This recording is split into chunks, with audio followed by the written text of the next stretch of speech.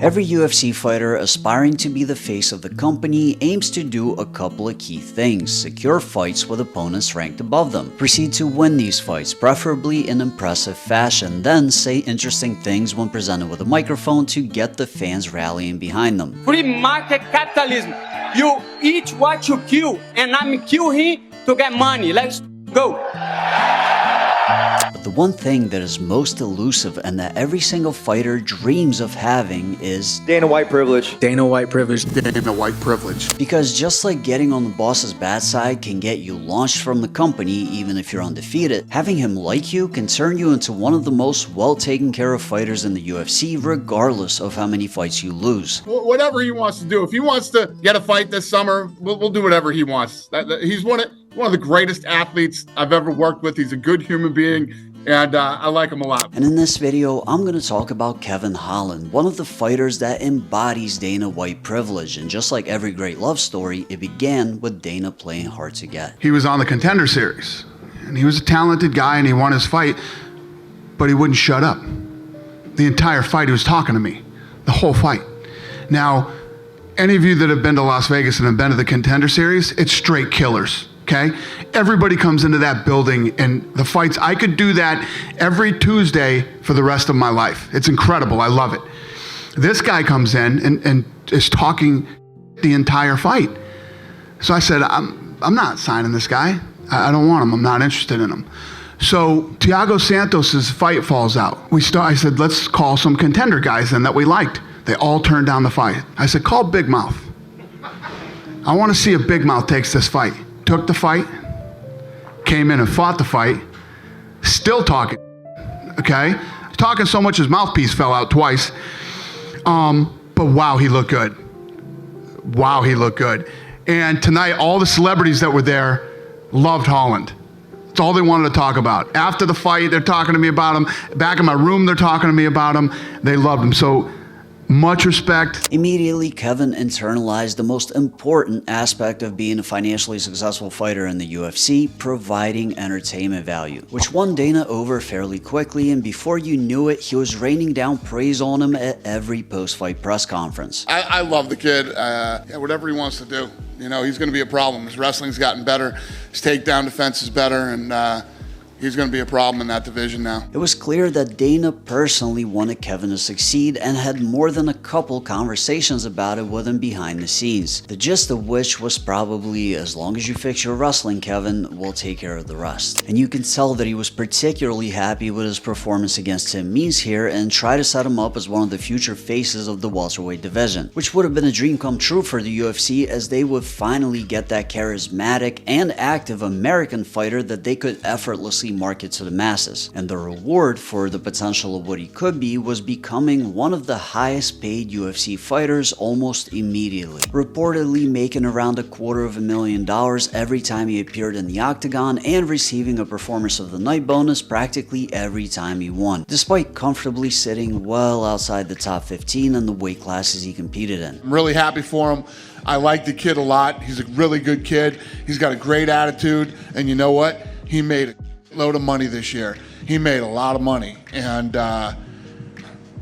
couldn't happen to a better guy. A real eye-opening moment for me was when I realized that it wasn't just about Kevin's potential and what he could do for the UFC in the future, but that Dana looks at him more like a son than a fighter, just wanting the best for him in life and willing to course correct when he felt like he was making a mistake that would jeopardize his future. An example of which was when Kevin tried to retire after getting absolutely mollywopped by Khamzat Chimaev. Now for context, when somebody Dana doesn't care about threatens retirement, he tends to go right along with it, as was the case with Henry Cejudo, who clearly wasn't serious about leaving but tried to use it as a negotiation tactic to get more money. And by the way, being the double champion at this point, Cejudo's base salary was reportedly only slightly higher than Kevin Holland. He's been talking about retirement to us for months, and I'm of the belief that if you're talking about retirement in the fight business, you should probably retire. He looked unbelievable tonight. He got cut.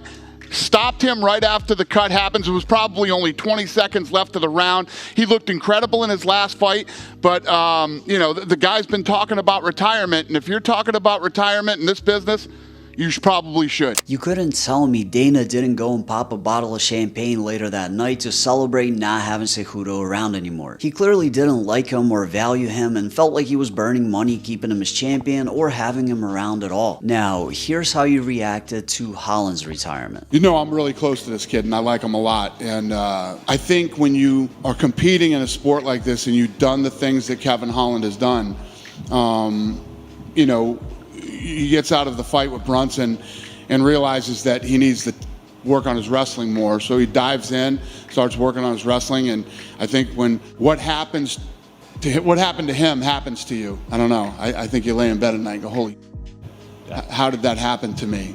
And you know, he's an emotional guy, so I think his emotions got the best of him, and just take some time, get back in the gym, and whatever he wants to do, obviously. You know, I love the kid. Whatever he wants to do, he can do. But I think retiring is it's a little too soon for him to retire. Not only did he obviously want to keep him around, he felt bad that Kevin was in a rut because of his loss to Chimaev and wanted to make him feel better because he was concerned and felt like he was throwing his future away on a whim, so much so that he actually sent him a gift to cheer him up. God damn you, Dana! Oh, you... Right!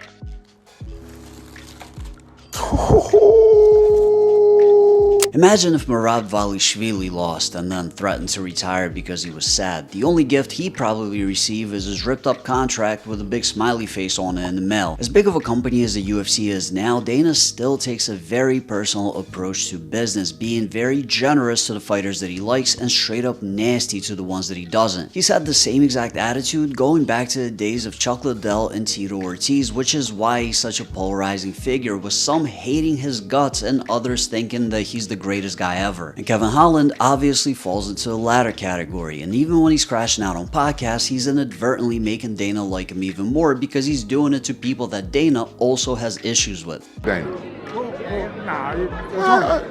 Dana, he doing good. Dana, I don't give a about Dana. Do you know what a 4570 is? No, I don't. Okay, then shut the You'll tell me shut the yeah. Because you don't understand what a 4570 is. He doesn't know what a You're talking about ego. Now I'm giving you some ego. Okay. So, Ego's when you don't understand what a 4570 is. Okay. I think besides the fact that he's always trying to stay active and he has an attractive fighting style with a relatively charismatic personality, the biggest reason why Dana likes Kevin Holland as much as he does is that they agree on topics that are the absolute bane of Dana's existence. One of which is fighter pay, which makes Dana feel like Kevin is completely on his team. Listen to this speech, for example, and tell me that these exact words said in this exact way couldn't have came out of Dana White's mouth. People go, oh, well, people in the NFL make this much money. People in the NBA make this much money. I mean, the bench warmers don't make that much money. WNBA make money. You know what I'm saying? And it's like, at the end of the day, you guys are fighting twice a year, once a year, and y'all mad because you only made like $30,000, $40,000 that year. Bruh, you made $30,000 to $40,000 off one fight. If you fought twice, you made $80,000. That's still more than what the person over here working every day is making. You know what I'm saying? Like, I got family that's in the electrical field. You know what I'm saying? Electrical field is a tough field. It's a good field. You know, these guys are making $80 an hour. You know what I mean? $25 an hour. They're making pretty good money as fighters. You fight 3 times a year.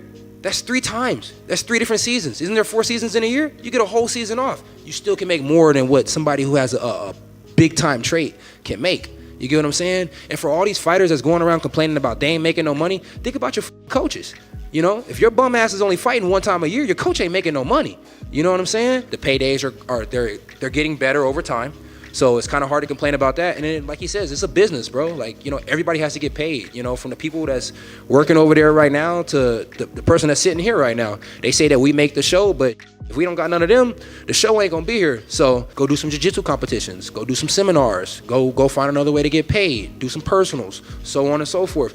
Bro, you fight. It takes a couple hours of the day to train. You know what I'm saying? It only takes a little while to go fight. You got plenty of the time to go do 1,000 other things. You know what I'm saying? Just, you gotta be a little smarter. You can't complain and cry about everything. I just don't like people who moan all the time. It's pretty clear that Kevin fully believes what he's saying here and not just voicing an opinion that he thinks Dana wants to hear, which makes Dana really, really like him. To the point where I don't think his Dana White privilege will ever be revoked, and he might be a personality that sticks around the company long after he retires for real. But that's just my opinion. Let me know what you think in the comments down below. Like the video if you liked it, and if if you want to see more videos like this, hit the subscribe button and the notification bell next to it. And if you want to support the channel further, become a member by hitting join if you're on Android or desktop, or the link in the description if you're on iOS. I quote Quentin Rampage Jackson, "I can no longer compete with the best in the world." That's a quote directly from him. What about the entertainment value, though? You're a fan of Yeah, Vince McMahon. You He's throw one of your Rampage. guys. You throw Rampage in professional wrestling. Yeah, Rampage is hysterical. He's funny. But a lot of baggage comes along with Rampage Jackson.